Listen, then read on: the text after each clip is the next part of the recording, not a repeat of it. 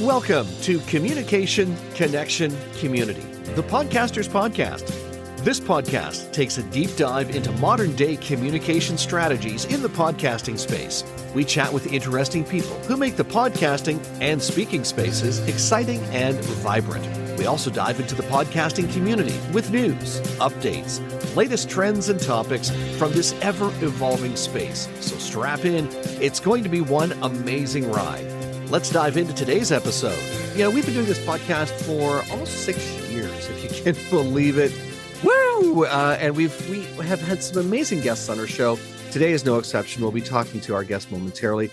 Obviously, podcasting is about speaking. It's about being on camera. It's about video. It's about audio. Wow. Do we have a powerhouse guest today?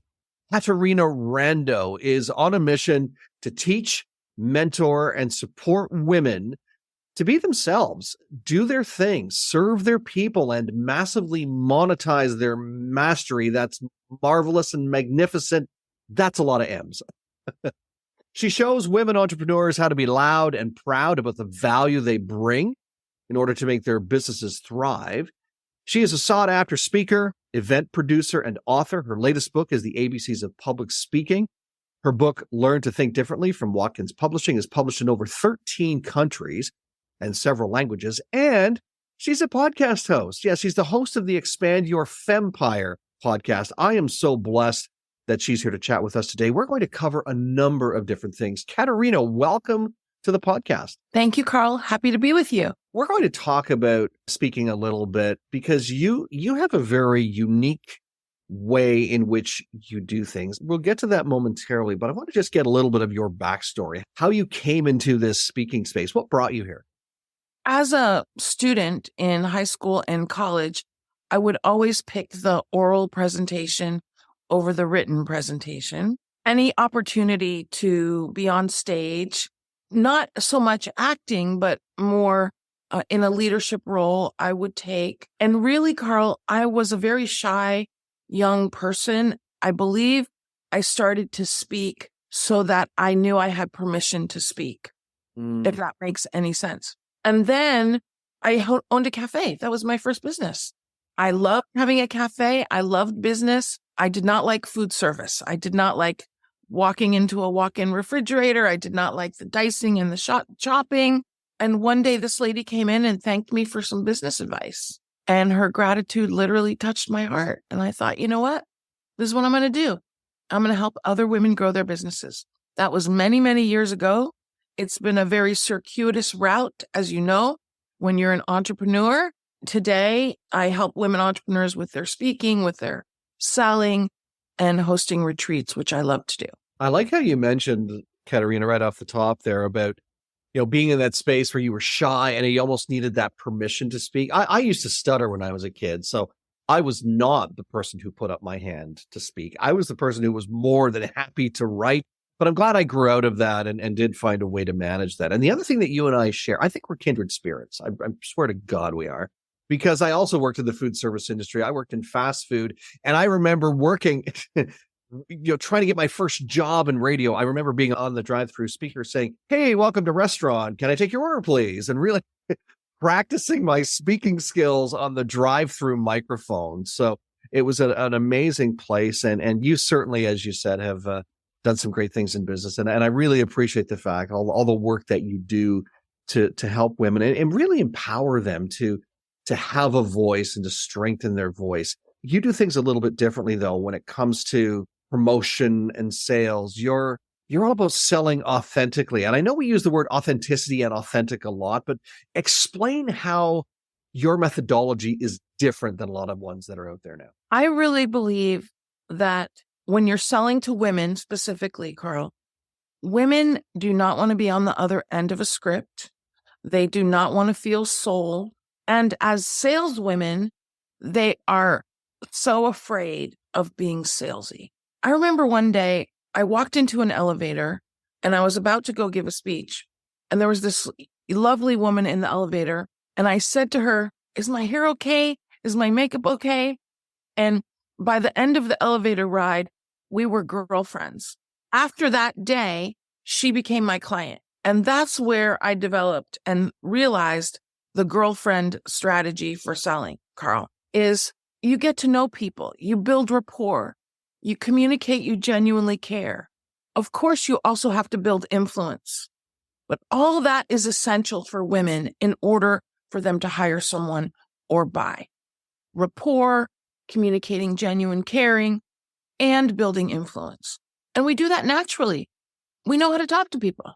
I was just going to ask that question. Do you think that women tend to do it more naturally than men? They're more extroverted individuals. Even if they're introverted, they're still, I think, more extroverted, or, let's go be friends. Let's go have a coffee together. Let's, dare I say it, let's go to the bathroom together. Like all of those things that women naturally do. Do you think that makes that journey easier? And that's why that building that rapport is so important? I think that, yes, because I think that women build relationship first. I always like to say relationship first, revenue second.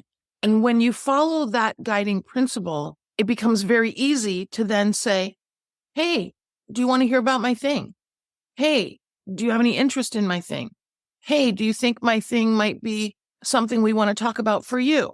And by that point, rapport is built, the relationship is there, and yes, now I want to hear about your thing. Whereas I think the opposite to that is, and I'm not saying all guys, but I'm saying that a lot of guys are more about, not that relationships aren't important, because I think they are. And I think that's the world that we're moving into. It's been a slow moving process to get there, but relationships first, and then not just sales, but service. But Right. I think men are more like, here's the product. Do you want it? Yes. No. Great. Wonderful. I'll move on. Thank you very much. Right. Whereas there's, it seems like there's an opposite things going on here where it is about the relationship first. Do you think that universally in business, in coaching, or certainly in the work you do, that we're moving more towards that, regardless of gender, that we're moving more towards relationship first? Carl, I think you remember, as I do, the years of hearing a speaker and running to the back of the room. And that's what Yes. Right. And that's what people are selling. Hey, right? They're selling from the stage, running to the back of the room. Today, because we have a lifetime supply of options at our fingertips, 99.9% of your potential clients are going to require a conversation.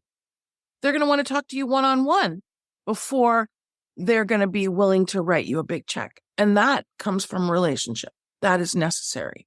And that's very different than many people were taught in terms of how to sell, especially from the stage as speakers and coaches. And I think that there are still some parts of the world where that high energy sales, let's call it that, still is accepted. But for the most part, we're seeing it slowly become eroded because we really do want that relationship. And that whole concept of, I've only got 10 spots. Oh, look, there's 6 people already walking to the back of the room to sign up. You've got 4. That it's smoke and mirrors. People are immune to it now, right? And they understand there's no authenticity. It's just like, and again, feel free to jump in with your thoughts on this one, but it's just like, I can give you the price, or I can say, hey, it's usually $20,000, but because you're here today, it's only $10,000. And if you sign up in the next 5 seconds, it's $3,000. And if you sign up before lunch, you know what I mean? Like it's lost its luster. There's not a lot of authenticity to it. And I don't know about you, but I hate sales. I have no qualms saying that. I'm not about sales. If you don't want to work with me, don't work with me. I'm about service. And when I talk about service, all of a sudden the conversation or the technique changes. But would you agree that it becomes very inauthentic? Well, yeah. So let me say this. Selling is service. That's the point I have to emphasize with the women. If you can't sell, you can't serve. The thing that is a challenge for women is they're so at risk of being salesy that they don't sell. If they don't talk to people, they're not going to get clients, which is why we want to support them to build relationship so that they can sell. But here's the other thing, Carl. I tell my clients, we're not looking for clients. We're looking for long-term and lifelong clients. And that requires a conversation. You can see who's the right match for you. You don't want every Tom, Dick, and Harry, Mary, Jane, and Sheila. You want those people that you feel you can bring value to, and that you also feel they're going to enhance your client community. Because the one bad apple principle definitely applies, that you want people that are a match for you and your work, not anybody who can fill out a sign-up sheet. I love that. Tom, Dick, and Harry, Mary, Jane, and Sheila. Funny, those were the 6 people in my last workshop. But no, seriously, I love that analogy too. And the other thing that I like about what you do is, and we were talking about this just before we turned on the mics, it's not about being an entertainer on the stage. Right. It's about being a leader. It's about being of service. It's about, and I'll let you carry on with some more words. When I teach my speaking programs, sometimes I have to tell the gals that have had years of improv or years of acting, I say, turn off the entertainer, be yourself. It makes a difference. They definitely shift. When we're in front of the room, it's not just about the content. It's about us communicating that we genuinely care. It's about us connecting with the audience and making the audience feel seen and heard and valued and welcome and included in the conversation. And when we do that, that connection can result in clients. I tell my students, when you get off the platform, you don't want everybody to say, oh my gosh, you're such a great speaker. You want them to say, how can I work with you? How do we get started? Am I the right match for you? And that's a very different goal than entertainers. I think the other risk sometimes that we run as speakers, if we're too entertaining, because let's face it, unfortunately, we tend to be in this world of edutainment, that mix of entertainment and education. So sometimes we can be a little bit more entertaining, but if we're too entertaining, then we miss the mark. We're all about the entertainment value of what we're bringing out, as opposed to the value proposition or the here's why you want to work with me, without saying those words, of course. But here's what I have that's real, that's going to shift things in your business, in your life, whatever it is. And to be doing that in an entertaining fashion might be cutesy. It's great if you're trying to win a contest or something for speaking, but it's not necessarily going to win you over the client because you haven't established enough of a real deep intentional relationship with them. And if your audience is feeling like they're being entertained, they're not so much looking at how is this serving me. Now, don't get me wrong, Carl, and you are so great when you present. You're very high energy and it's very engaging. And we want to be that. Let me give a super tip here, Carl. I tell my clients, you want to wear your cape. You want to be certain. That's your confidence. You want to be authentic because we want the audience to get that we're the same on the platform as off the platform. We, of course, want to be positive. We want to be uplifting. And the E is for enthusiasm. We want to bring extra energy. And this is extra important these days when we're on Zoom so much. Even though you're sitting in your office or your dining room and the other person might be sitting on their sofa, it's important for us to bring that extra energy and not be too relaxed, even though we're in a relaxed setting. It's funny that you mentioned that because I attended my second in-person event since COVID-19. And I can't remember off the top of my head how many in-person events I was doing every year prior to that. It was probably about 12, something like that. So I was average one a month. My second one since the pandemic. And I had forgotten the energy that goes into being in front of a live audience where you don't have the luxury all the time of having, notes in front of you. And especially when you're speaking to a group of professional speakers, you don't want to be reading off of cue cards and notes, right? You want to be very free flowing, but you also are working off the energy of the room and so I had forgotten because it had been about 6 months to 8 months or almost a year since my last in-person presentation, how different it is. But you're right. You still need to be, when you're in a virtual setting, you still need to be engaging. You still need to be energetic, even more so than when you are on a physical stage. And it can be if you're also throwing in the entertainment piece where you're now trying to be entertaining, it can be extremely exhausting to do all of that. Yeah, it can be. It can be. And I still do a lot of live and in person. Well, these days, back in action live, I still do a lot of virtual. And by the way, I'm anti PowerPoint, Carl. Sometimes I know it's necessary, but let's keep the slides to a minimum, especially because we're that little 1-inch box on the screen. And too many people that don't feel confident in their presenting are relying on PowerPoint, and it's putting the virtual it's putting the virtual audiences to sleep. Or use it effectively where, and again, this is all about technique. This is making sure you have the right software. So it doesn't minimize you into that little box. You sort of become, the PowerPoint ends up being behind you. It sort of becomes part of the virtual platform, but not everyone has that technology or is comfortable enough to use it. So we rely on that. I'm just going to share my screen. Here's my PowerPoint, hide behind it, read some notes. That's why when I generally speak virtually, I like to, as old fashioned as this is, I like to use a flip chart. No, it works very well. I've seen you do it, Carl. I like it. It works. Yes. It does work. And it's also very engaging. The audience cannot sleep when you're using a flip chart and writing things down. And you're writing things down because in a lot of cases you're asking the audience for the input that you're writing down. I used to craft a lot of my presentations. I remember back when I was doing networking events in person a lot, and I would craft my 15 to 20-minute presentations based on, again, had a flip chart, but based on what questions I was asking the audience. I'd say, what do you think of this? Great. And I'd write it on the flip chart. So as we're going, and I knew where I was going with the presentation, but it's that sense of we're building it together.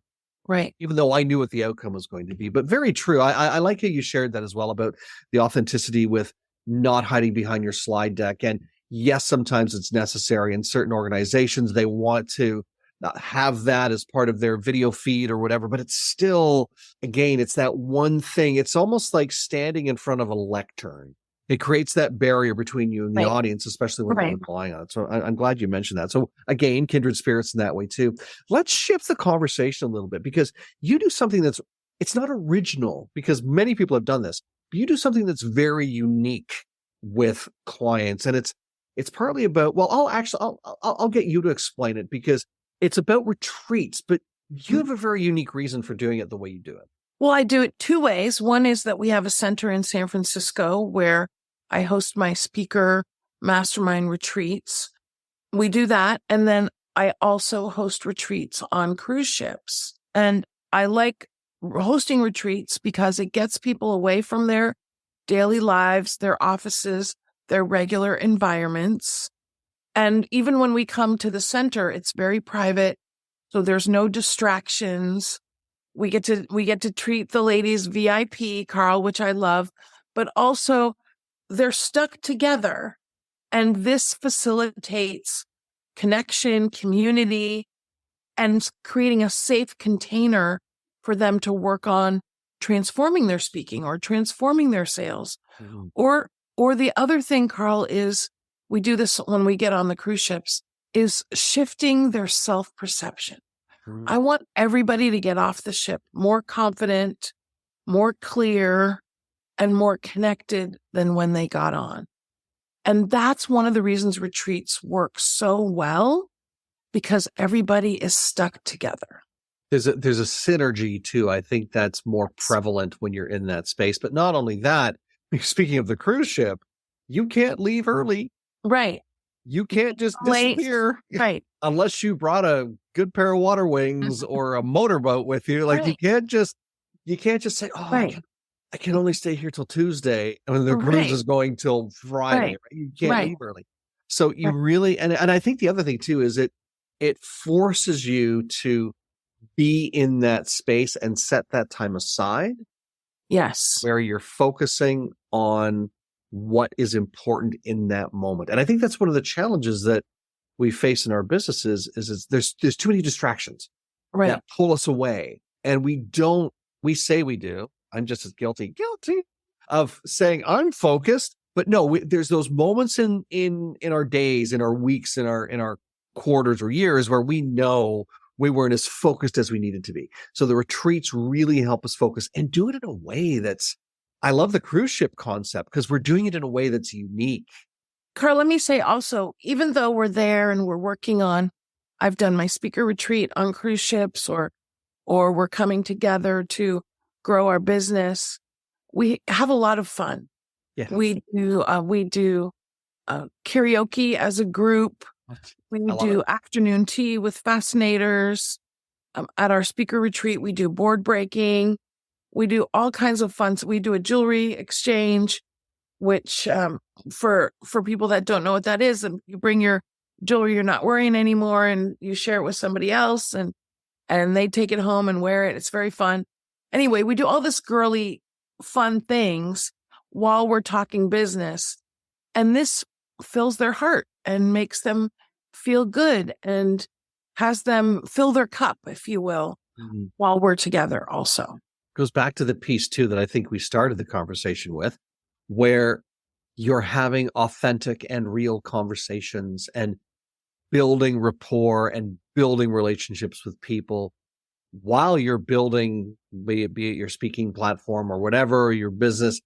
Like you said, you're having so much fun doing it. Yeah. Sometimes business is so serious, Carl. We're so serious in business. I really encourage my clients to infuse fun in their business with their clients because your clients like to have fun too. And depending on what your business is, anytime you can infuse some fun in your teaching or your client service, it's good for everybody. Oh, 100%. Catarina, I love to talk with you all day and night and day and night, but I know that we can't do that. So I just wanted to let listeners know that Catarina is an amazing resource, fount of knowledge, I guess you could say. What would you like to pass on to people, though, today? Is there anything that you'd like to share with people? Let me share my link, Carl, for my free resources. My free resource link is CatarinaRando.com/links, and that's CatarinaRando.com/links. One of the things you're going to find there is my very comprehensive ebook on how to get booked for speaking. You're also going to find a link to my podcast, and every month I do 1 or 2 free workshops on speaking or selling or hosting retreats or some other exciting topic. And those are virtual, and everybody's invited to join me because I love to see new smiles on the screen and uplift women in business, even when they're not my clients. It's super fun. I love it. We'll make sure all of those links are in the show notes. We'll put a separate link for the podcast and other things too, social media connections as well. I'm assuming you'd like to connect with people there as well. Yeah. Before I turn you loose, Catarina, to help you save the world, solve the world's problems, one speech at a time, I'll leave you with the final thought. As you listen to this podcast, Carl, thank you for the lovely discussion. Probably there's been something in here that you thought, oh, that might work for me. Maybe something around the cape or the selling more relationships focused. Don't just listen. Pick something to take action on, because action is the answer to whatever challenge you're having. Wow. I think that's a great place to leave it. Catarina Rando has been my guest today. Thank you so much for joining me on the podcast today.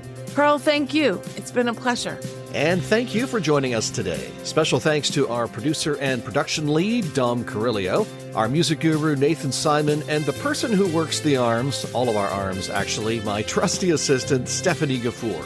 If you like what you heard today, leave us a comment and a review, and be sure to share it with your friends. If you don't like what you heard, please share it with your enemies. Oh, and if you have a suggestion of someone who you think would make an amazing guest on the show, let us know about it. Drop us an email, askcarl@carlspeaks.ca. Don't forget to follow us on LinkedIn and Twitter as well. You'll find all those links in the show notes. And if you're ready to take the plunge and join the over 3 million people who have said yes to podcasting, let's have a conversation. We'll show you the simplest way to get into the podcasting space, because after all, we're podcast solutions made simple. We'll catch you next time.